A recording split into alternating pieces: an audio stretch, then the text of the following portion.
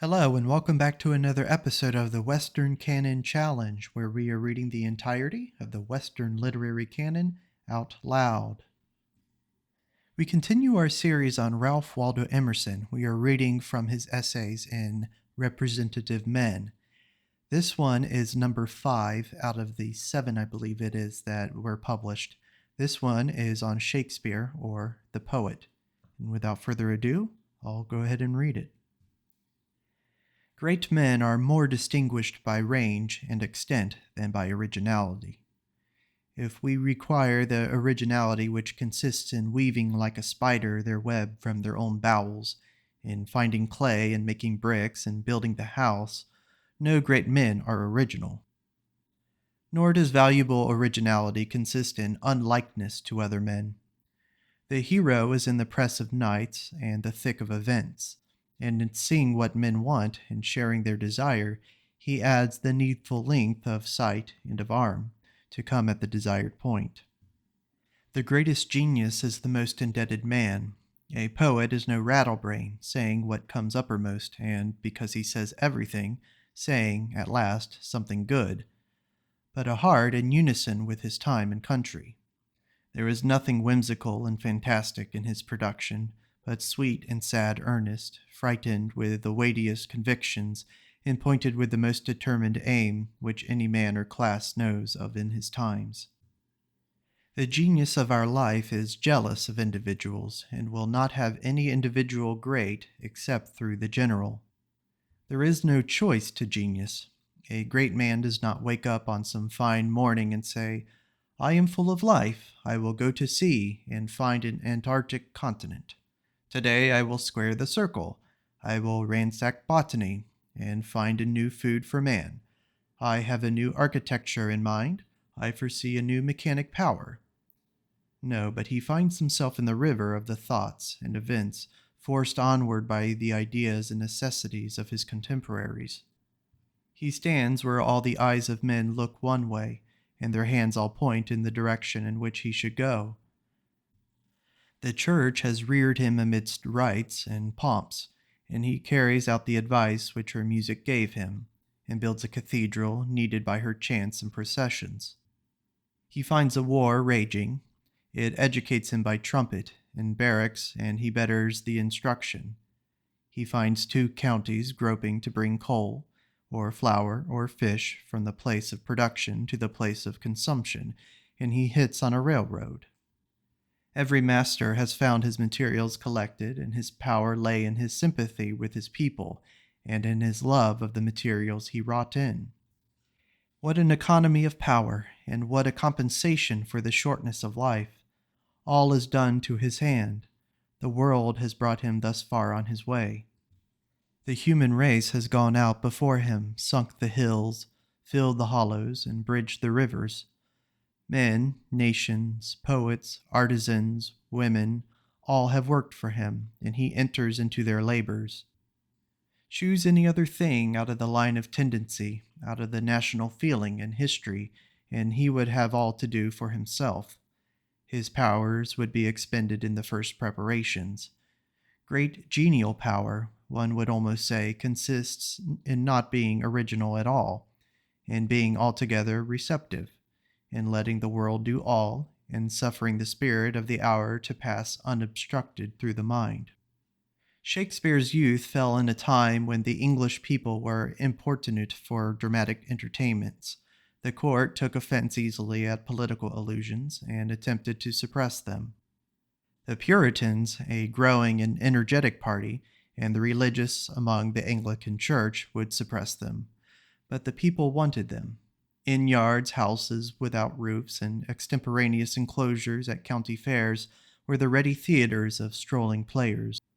The people had tasted this new joy, and as we could not hope to suppress newspapers now, no, not by the strongest party, neither then could king, prelate, or Puritan alone or united suppress an organ which was ballad, epic, newspaper, caucus lecture, punch, and library at the same time.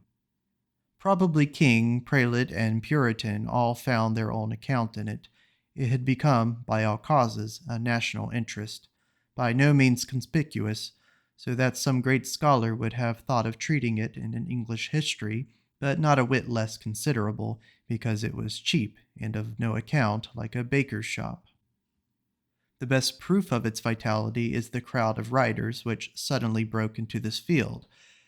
Kidd, Marlowe, Greene, Johnson, Chapman, Dekker, Webster, Haywood, Middleton, Peel, Ford, Messenger, Beaumont, and Fletcher. The secure possession by the stage of the public mind is of the first importance to the poet who works for it. He loses no time in idle experiments. Here is audience and expectation prepared. In the case of Shakespeare, there is much more. At the time when he left Stratford and went up to London, a great body of stage plays, of all dates and writers, existed in manuscript, and were in turn produced on the boards. Here is the Tale of Troy, which the audience will bear hearing some part of every week, the death of Julius Caesar, and other stories out of Plutarch, which they never tire of, a shelf full of English history, from the chronicles of Brute and Arthur down to the Royal Henrys, which men hear eagerly, and a string of doleful tragedies, merry Italian tales and Spanish voyages, which all the London prentices know. All the mass has been treated with more or less skill by every playwright, and the prompter has soiled and tattered manuscripts. It is now no longer possible to say who wrote them first. They have been the property of the theater so long, and so many rising geniuses have enlarged or altered them, inserting a speech or a whole scene, or adding a song, that no man can any longer claim copyright on this work of numbers. Happily, no man wishes to. They are not yet desired in that way. We have few readers, many spectators and hearers. They had best lie where they are. Shakespeare, in common with his comrades, esteemed the mass of old plays waste stock, in which any experiment could be freely tried. Had the prestige which hedges about a modern tragedy existed, nothing could have been done. The rude, warm blood of the living England circulated in the play, as in street ballads, and gave body which he wanted to his airy and majestic fancy. The poet needs a ground in popular tradition on which he may work, and which, again, may restrain his art within the due temperance. It holds him to the people, supplies a foundation for his edifice, and, in furnishing so much work done to his hand, leaves him at leisure and in full strength for the audacities of his imagination. In short, the poet owes to his legend what sculpture owed to the temple. Sculpture in Egypt and in Greece grew up in subordination to architecture. It was the ornament of the temple wall, at first a rude relief carved on pediments. Then the relief became bolder, and a head or arm was projected from the wall, the groups being still arrayed with reference to the building, which serves also as a frame to hold the figures. And when, at last, the greatest freedom of style and treatment was reached, the prevailing genius of architecture still enforced a certain calmness and continence in the statue. As soon as the statue was begun for itself, and with no reference to the temple or palace, the art began to decline. Freak, extravagance, and exhibition took the place of the old temperance. This balance wheel which the sculptor found in architecture, the perilous irritability of poetic talent found in the accumulated dramatic materials to which the people were already wanted, and which had a certain excellence which no single genius, however extraordinary, could hope to create. In point of fact, it appears that Shakespeare did owe debts in all directions and was able to use whatever he found, and the amount of indebtedness may be inferred from Malone's laborious computations in regard to the first, second, and third parts of Henry VI, in which, quote, out of 6,043 lines, 1771 were written by some author preceding Shakespeare, 2,373 by him, on the foundation laid by his predecessors, and 1,899 were entirely his own, end quote. And the preceding investigation hardly leaves a single drama of his absolute invention. Malone's sentence is an important piece of external history. In Henry VIII, I think I see plainly the cropping out of the original rock on which his own finer stratum was laid. The first play was written by a superior, thoughtful man with a vicious ear. I can mark his lines and know well their cadence.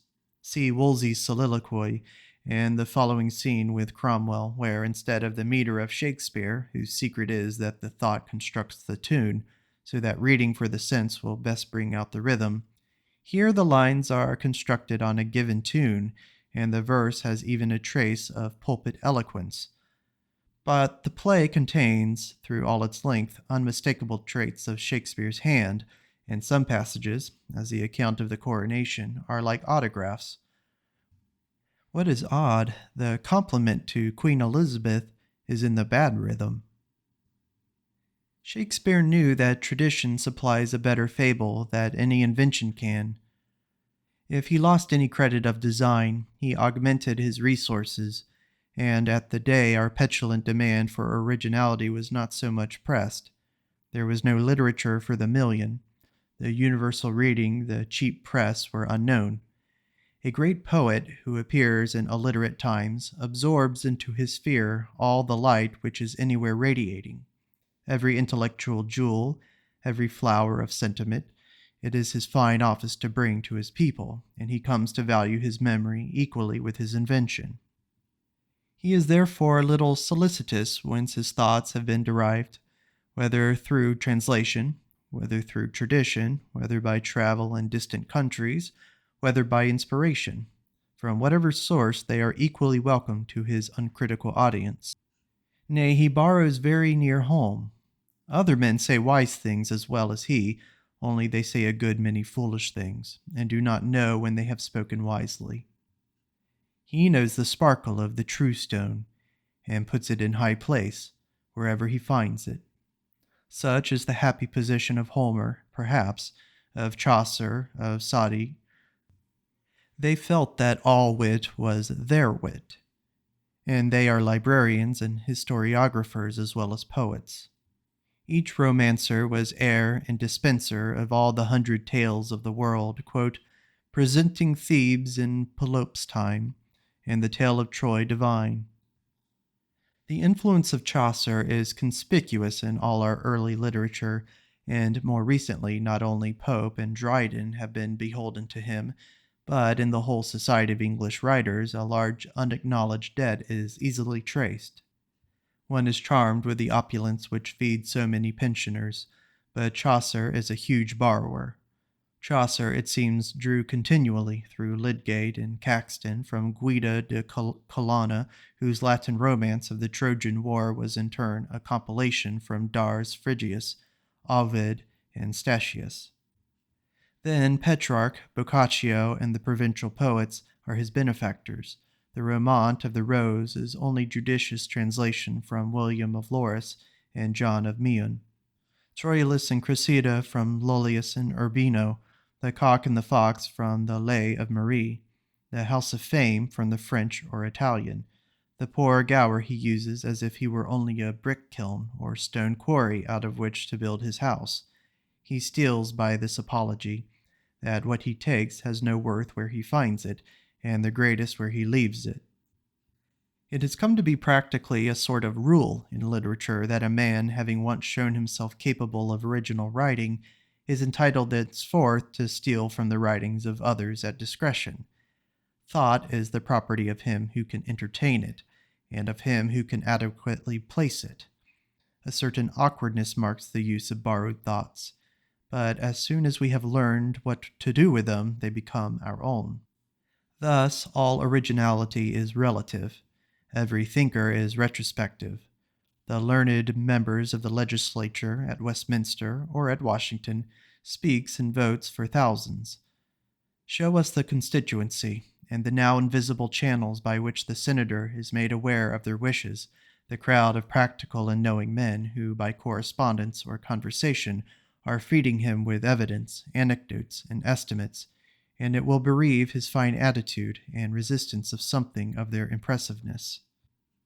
As Sir Robert Peel and Mr. Webster's vote, so Locke and Rousseau think for thousands, and so there were fountains all around Homer, Menu, Sadi, or Milton from which they drew, friends, lovers, books, traditions, proverbs, all perished, which, if seen, would go to reduce the wonder. Did the bard speak with authority?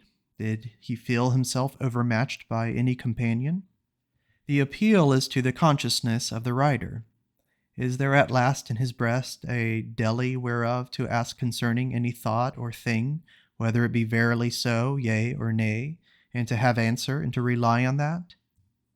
All the debt which such a man could contract to other wit would never disturb his consciousness of originality, for the ministrations of books and of other minds are a whiff of smoke to that most private reality with which he has conversed.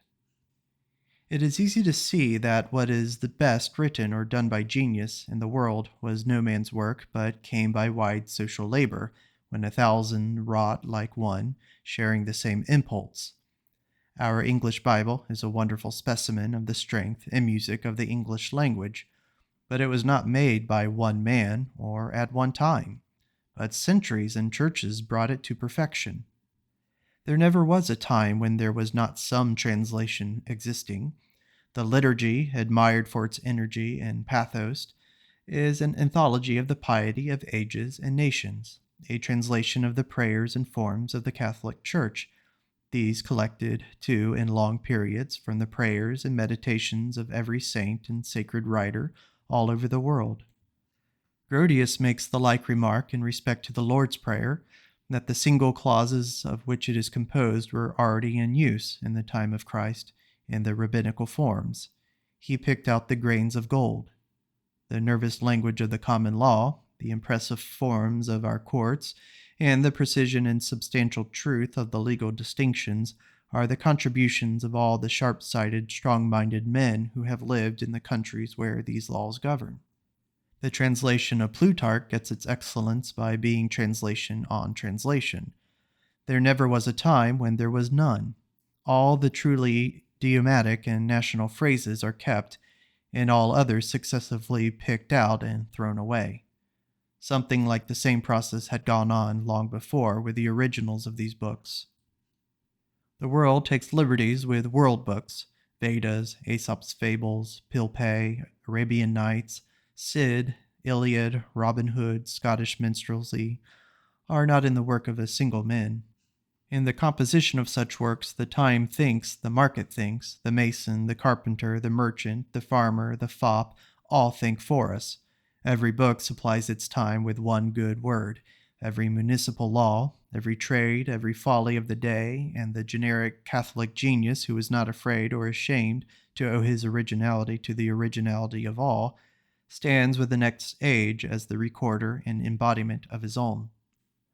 We have to thank the researches of antiquaries and the Shakespeare Society for ascertaining the steps of the English drama, from the mysteries celebrated in churches and by churchmen, and the final detachment from the church, and the completion of secular plays from Ferrex and Porrex and Gammer Gurton's Needle down to the possession of the stage by the very pieces which Shakespeare altered, remodeled, and finally made his own. Elated with success and piqued by the growing interest of the problem, they have left no bookstall unsearched, no chest in a garret unopened, no file of old yellow accounts to decompose in damp and worms. So keen was the hope to discover whether the boy Shakespeare poached or not, whether he held horses at the theater door, whether he kept school, and why he left in his will only his second-best bed to Anne Hathaway, his wife.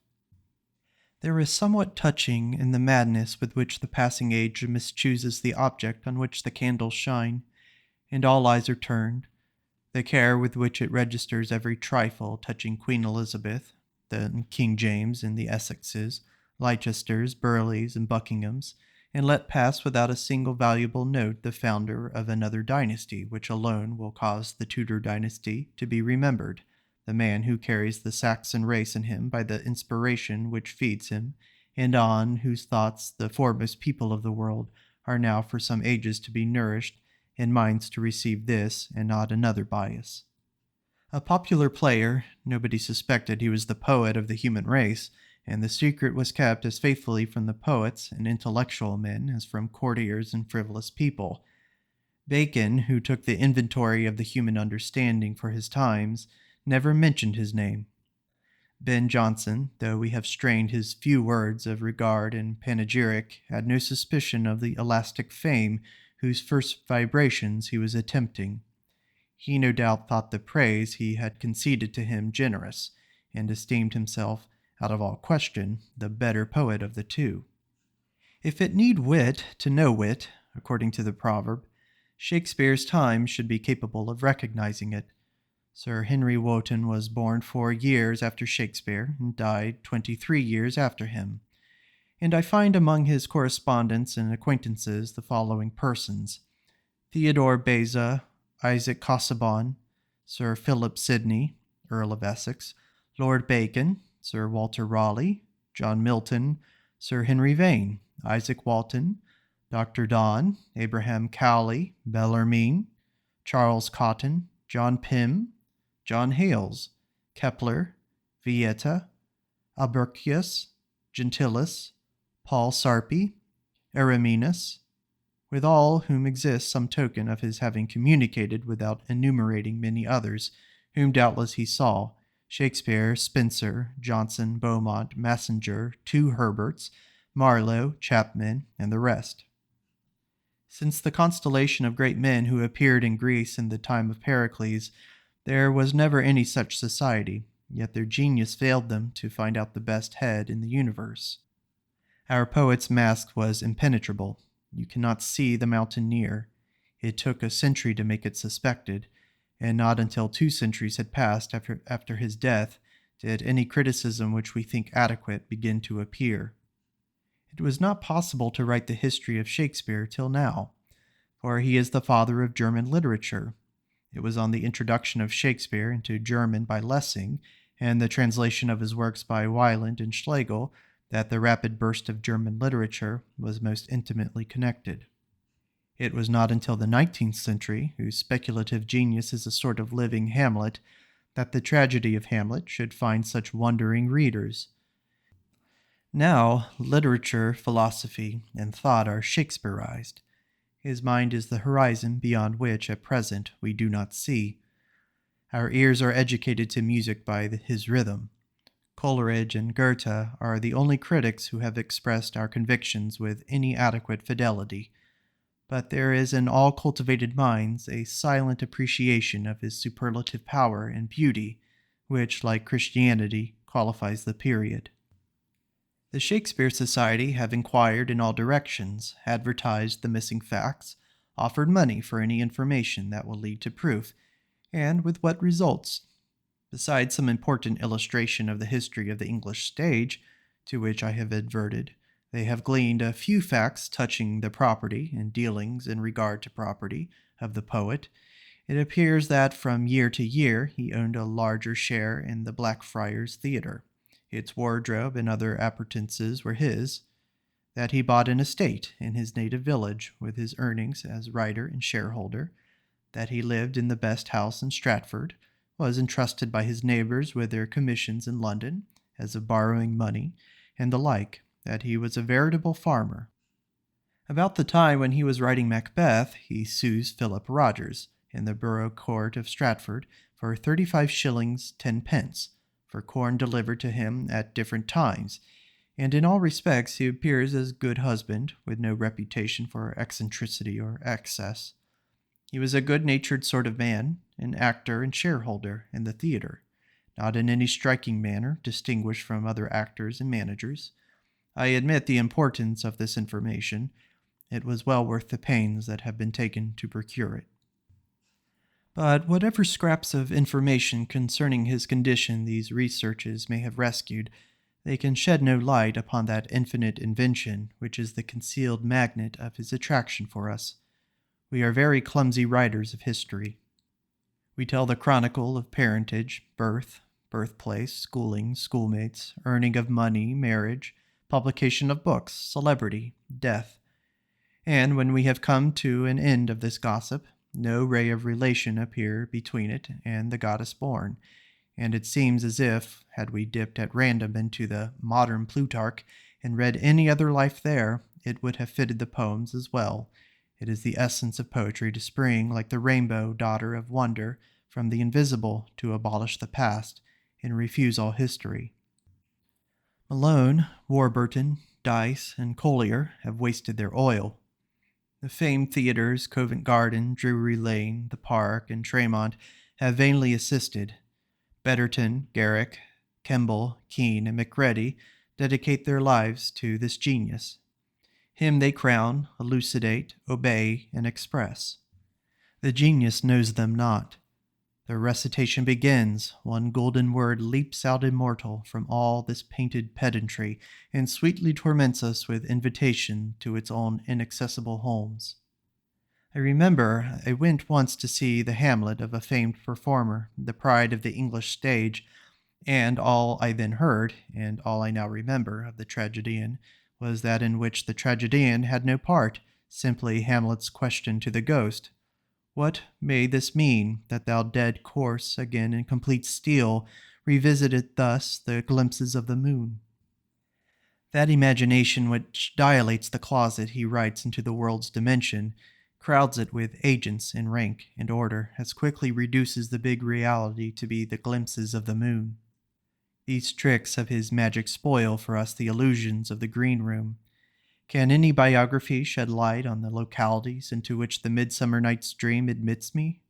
Did Shakespeare confide to any notary or parish recorder, sacristan or surrogate in Stratford the genesis of that delicate creation? The forest of Arden, the nimble air of Scone Castle, the moonlight of Portia's villa, the antress vast and desert's idol of Othello's captivity. Where is the third cousin or grandnephew, the chancellor's file of accounts or private letter that has kept one word of those transcendent secrets? In fine, in this drama, as in all great works of art, in the Cyclopean architecture of Egypt and India, in the Phidian sculpture, the Gothic minsters, the Italian painting, the ballads of Spain and Scotland, the genius draws up the ladder after him when the creative age goes up to heaven, and gives way to a new, who see the works and ask in vain for a history. Shakespeare is the only biographer of Shakespeare, and even he can tell nothing except to the Shakespeare in us, that is, to our most apprehensive and sympathetic hour. He cannot step off from his tripod and give us anecdotes of his inspirations. Read the antique documents extricated, analyzed, and compared by the assiduous Dyce and Collier, and now read one of those skyey sentences, aerolites, which seem to have fallen out of heaven, and which, not your experience, but the man within the breast, has accepted as words of fate, and tell me if they match, if the former account in any manner for the latter, or which gives the most historical insight into the man. Hence, though our external history is so meager, yet with Shakespeare for biographer instead of Aubrey and Rowe, we have really the information which is material, that which describes character and fortune, that which, if we were about to meet the man and deal with him, would most import us to know. We have his recorded convictions on those questions which knock for answer at every heart, on life and death, on love, on wealth and poverty, on the prizes of life and the ways whereby we may come at them, on the characters of men and the influences, occult and open, which affect their fortunes, and on those mysterious and demoniacal powers which defy our science, and which yet interweave their malice and their gift in our brightest hours. Who ever read the volume of sonnets without finding that the poet had there revealed under the masks that are no masks to the intelligence, the lore of friendship and of love, the confusion of sentiments in the most susceptible, and at the same time the most intellectual of men?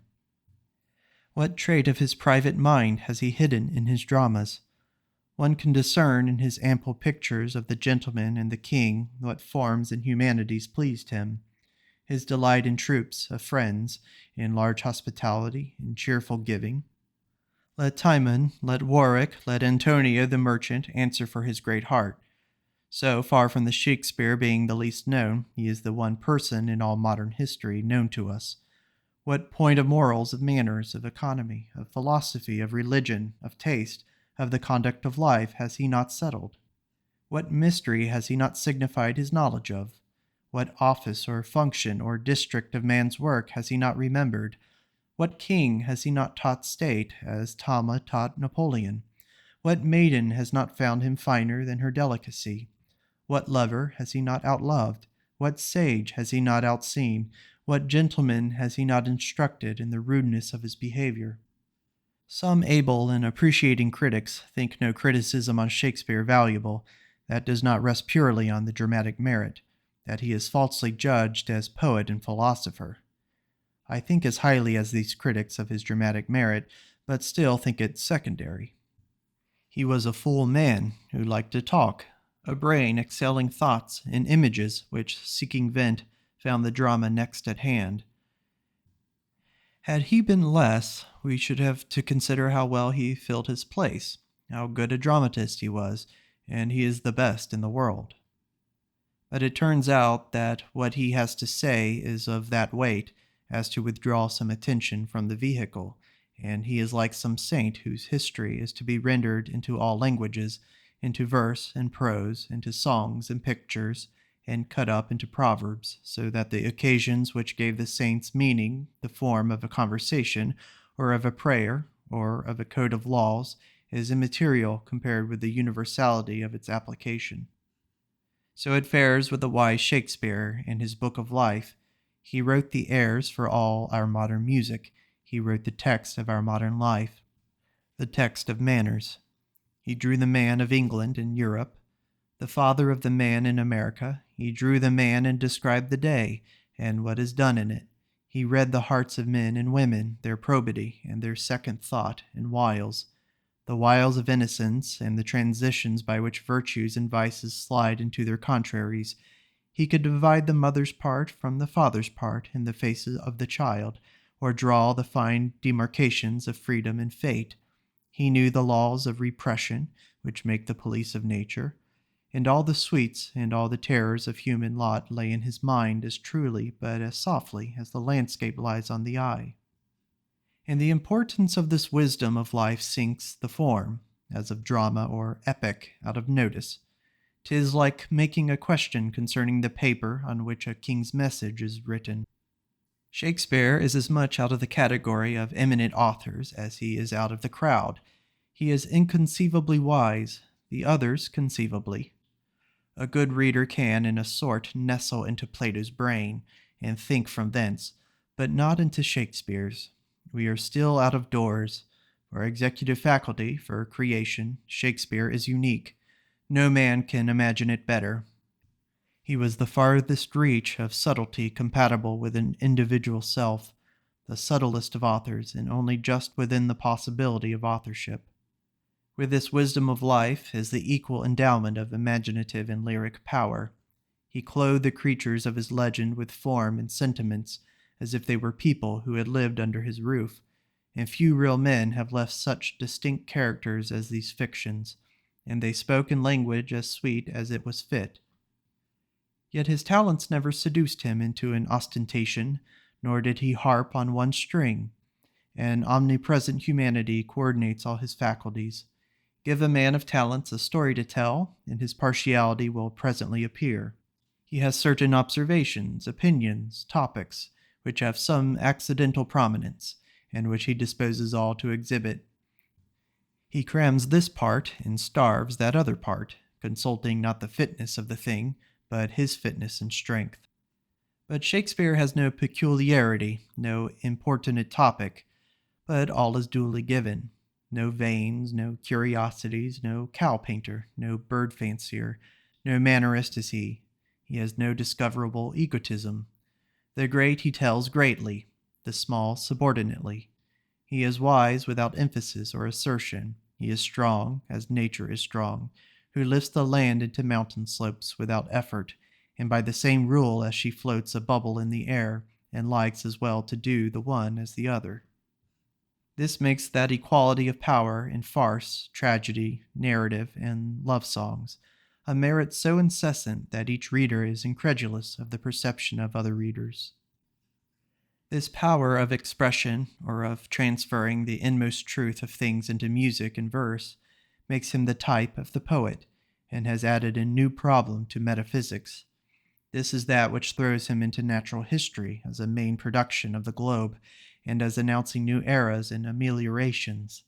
Things were mirrored in his poetry without loss or blur. He could paint the fine with precision, the great with compass, the tragic and comic indifferently and without any distortion or favor.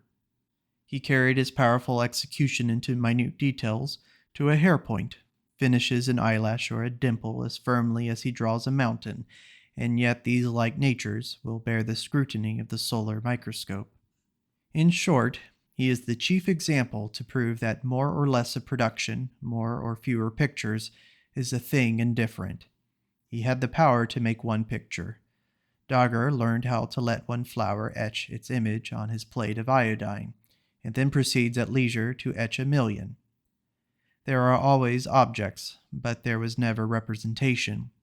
Here is perfect representation, at last, and now let the world of figures sit for their portraits.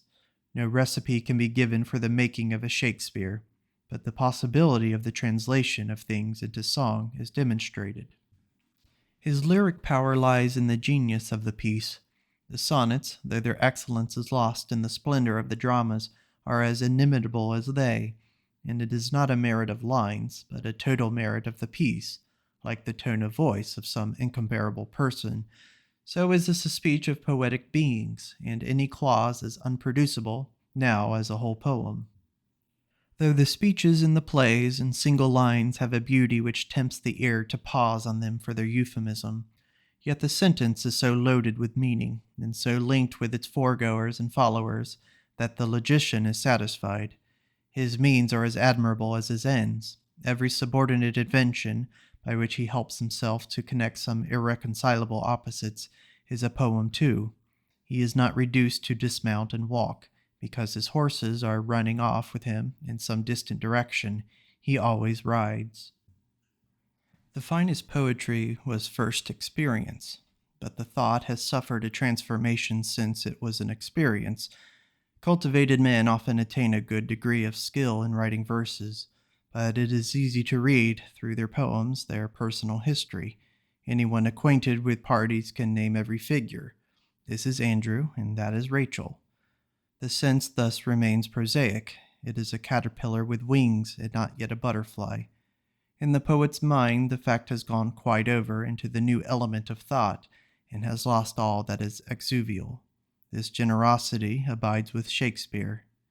We say, from the truth and closeness of his pictures, that he knows the lesson by heart, yet there is not a trace of egotism. One more royal trait properly belongs to the poet. I mean his cheerfulness, without which no man can be a poet, for beauty is his aim. He loves virtue, not for its obligation, but for its grace. He delights in the world, in man, in woman, for the lovely light that sparkles from them. Beauty, the spirit of joy and hilarity, he sheds over the universe.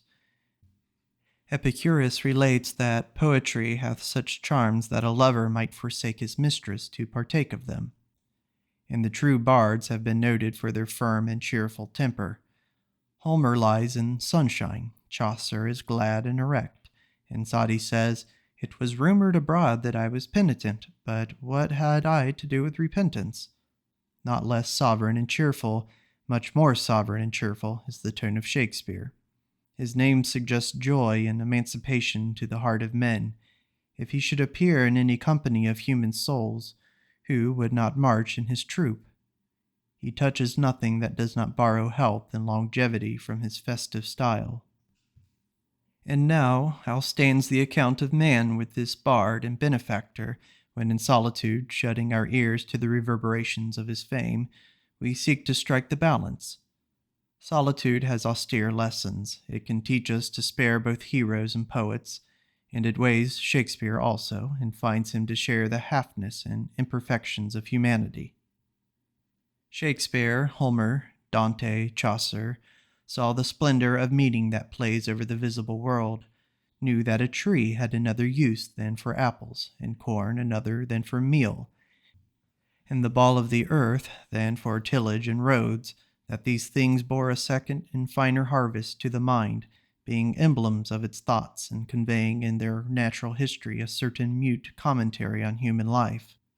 Shakespeare employed them as colors to compose his picture.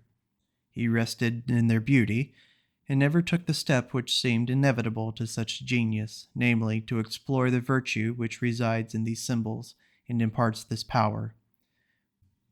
What is that which they themselves say? He converted the elements, which waited on his command, into entertainments. He was master of the revels to mankind. Is it not as if one should have, through majestic powers of science, the comets given into his hand, or the planets and their moons, and should draw them from their orbits to glare with the municipal fireworks on a holiday night, and advertise in all towns, "Very superior pyrotechny this evening"? Are the agents of nature and the power to understand them worth no more than a street serenade or the breath of a cigar?